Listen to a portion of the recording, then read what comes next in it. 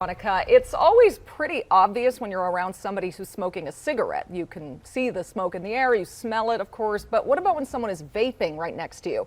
Colorado's Department of Public Health and Environment has launched a new campaign to educate people about the dangers of secondhand vapor.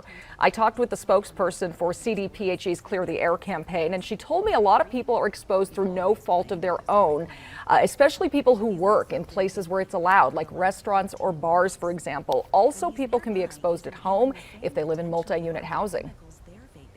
If there aren't any rules about smoking or vaping indoors, then some of that smoke and vapor could seep in from neighboring apartments and things like that, and you could be exposed there.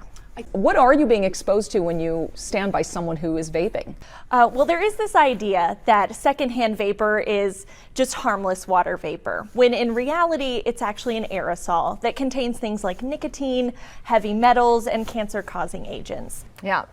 Formaldehyde and agents used in household cleaners also on that list. The campaign Let's Clear the Air encourages people to visit this website.